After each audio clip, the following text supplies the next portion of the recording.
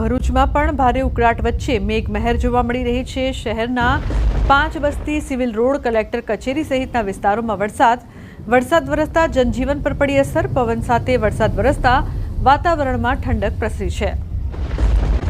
રાજસ્થાનમાં ચોમાસાની કૃપા હવે ટોંકમાં આફત બની રહી છે। સતત વરસાદના કારણે નદીઓ, નાળાઓ અને તળાવો છલકાઈ રહ્યા છે। ટોંક તાલુકાના બરવાસ ઇસ્લામપુરા ગામના તળાવમાં લીકેજ થવાથી મોટું ધોવાણ થયું છે। આવી સ્થિતિમાં તળાવમાંથી પાણી સતત વહી રહ્યું છે। તળાવ તૂટવાની માહિતી મળતા જ એસડીઆરએફ, નાગરિક સંરક્ષણ અને પૂર નિયંત્રણ અધિકારીઓ ઘટના સ્થળે પહોંચી ગયા છે।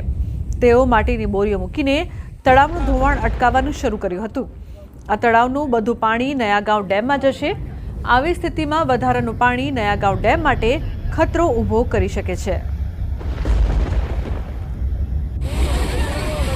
બીજી તરફ રાજસ્થાનના ટોંક જિલ્લામાં સતત વરસાદના કારણે મોતીસાગર ડેમ છલકાયો છે। ડેમ પર બનેલા 13 ટાવરમાંથી પાણી વહી રહ્યું છે। ધુવનકાલા ગામમાં મોતીસાગર ડેમ ઓવરફ્લો થવાના કારણે ડેમના કિનારે એક પિકનિક સ્પોટ બની ગયું છે। ટોંક જિલ્લા તેમજ જયપુરથી પ્રવાસીઓ અહીં આવવા લાગ્યા છે। અહીં કોઈપણ પ્રકારની સુરક્ષા વ્યવસ્થાના અભાવે લોકો જીવના જોખમે ડેમની દિવાલ પરથી કૂદતા જોવા મળી રહ્યા છે।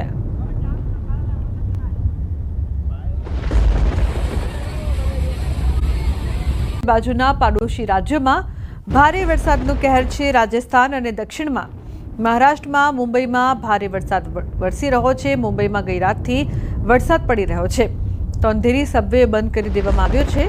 પૂર્વ અને પશ્ચિમ ઉપનગરો ઉપરાંત મધ્ય મુંબઈના ઘણા નીચાણવાળા વિસ્તારોમાં પાણી ભરાયા છે। હવામાન વિભાગે લોકોને દરિયા કિનારે ન જવાની અપીલ કરી છે। હવામાન વિભાગે આગામી 24 કલાક સુધી મુંબઈ, રાયગઢ, પાલઘર, નવી મુંબઈ, થાણે અને કોંકણ વિસ્તારોમાં તૂટક ભારે વરસાદની ચેતવણી આપી છે। આજે મુંબઈના 2 અલગ અલગ સમયે દરિયાકાંઠા પર હાઈટાઈડની ચેતવણી અપાઈ છે, જેમાં સવારે 9:30 વાગ્યા બાદ રાત્રે 8:30 વાગે 3.4 મીટર ઊંચાઈના મોજા ઉછળી શકે તેવી આગાહી કરાઈ છે। તો આગામી 48 થી 72 કલાક દરમિયાન મહારાષ્ટ્રના મુંબઈ, થાણે અને પાલઘર જિલ્લામાં ભારે વરસાદ, વાવાઝોડા અને ભારે પવનની આગાહી છે। સાથે રાયગઢ જિલ્લામાં ઓરેન્જ એલર્ટ અપાયું છે। આજે મુંબઈમાં 95% વરસાદની શક્યતા છે। ખાસ કરીને મોડી બપોરે અથવા સાંજે ભારે વરસાદની શક્યતા છે। છેલ્લા 48 કલાકથી પાણી ભરાઈ જવા અને ટ્રાફિક ખોરવાઈ રહ્યો છે।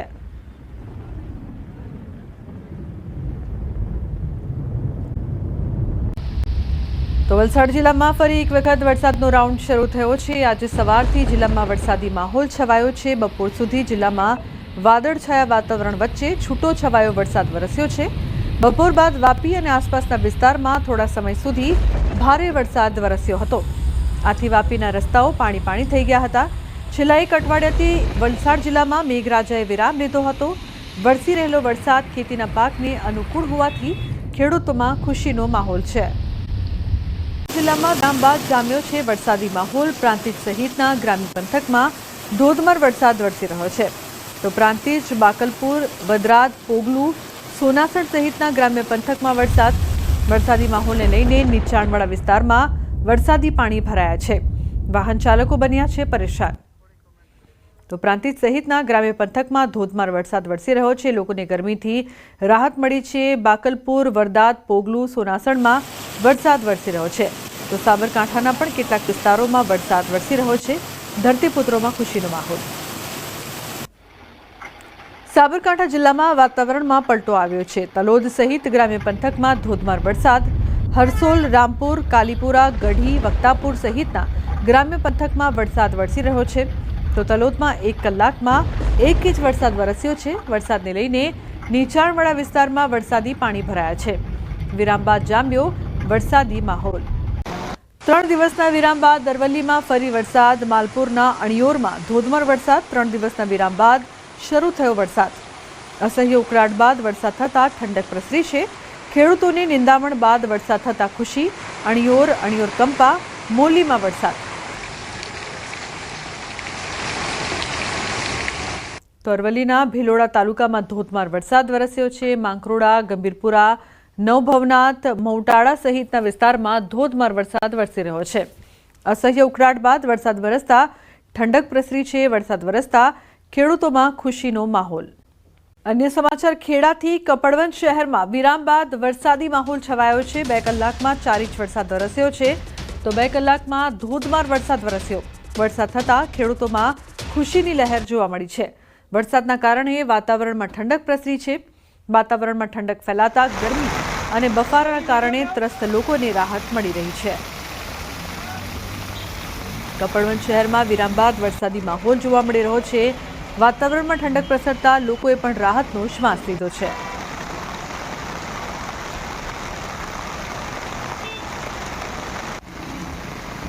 ખેડામાં વરસાદ 2 કલાકમાં 4 ઇંચ વરસાદ વરસ્યો।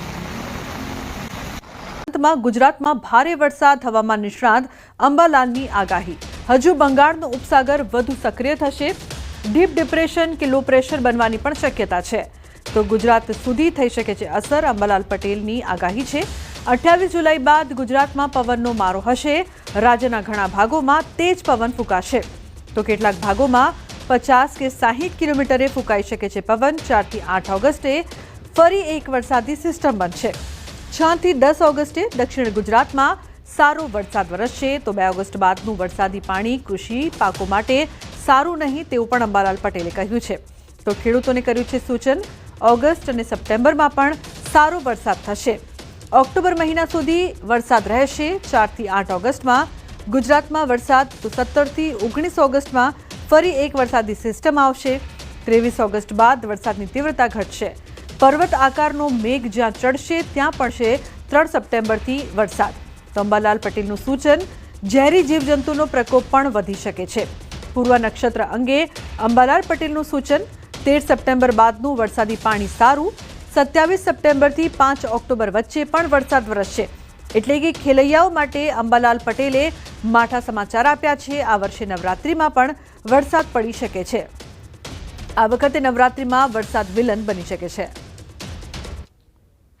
દક્ષિણ ચીનમાં જે ટાઇફૂન બનેલું હતું તેના અવશેષો બંગાળના ઉપસાગરમાં આવતા બંગાળનો ઉપસાગર વધુ સક્રિય થશે અને તેમાં ડીપ ડિપ્રેશન કે લો પ્રેશર બનવાની શક્યતા રહેશે જેનો માર્ગ પણ છત્તીસગઢના માર્ગમાં થઈને પૂર્વીય મધ્યપ્રદેશના ભાગમાં આવશે।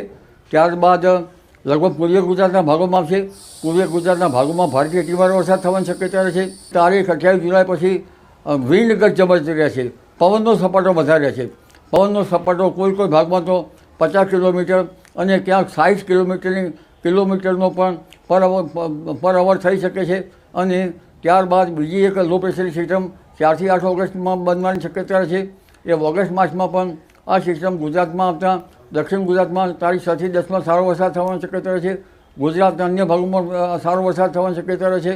આ વરસાદ મોટા ફોરાનો છે જોકે બીજી ઓગસ્ટ પછીનું વરસાદી પાણી કૃષિ પાકો માટે સારું ગણાતું નથી એટલે વરાપ થઈ કૃષિ કાર્યો કરવા સારા રહે અને ઓગસ્ટમાં પણ સારો વરસાદ થવાની શક્યતા રહે છે। સપ્ટેમ્બરમાં પણ સારો વરસાદ થવાની શક્યતા રહે છે અને વરસાદ છે ઓક્ટોબર સુધી ચાલવાની શક્યતા રહે છે। જી ઓગસ્ટ માસમાં 4 થી 8 ઓગસ્ટમાં જે સિસ્ટમ બની રહી છે એનો પણ ભારે વરસાદ થવાની શક્યતા રહે છે।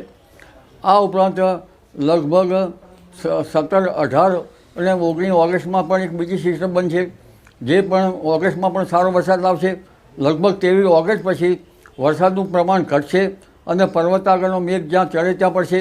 3 સપ્ટેમ્બરમાંથી જે વરસાદ થવાનો છે તેમાં લગભગ ઝેરી જીવજંતુઓ વધવાની શક્યતા રહેતા ખેડૂત ભાઈઓએ જે પાછલા જે ખેતરમાં પડ્યા છે તેમાંથી પાછળામાં વીંછી વગેરે જે જંતુઓ કે ઝેરી જીવજંતુઓથી સાવચેત રહેવું પડશે।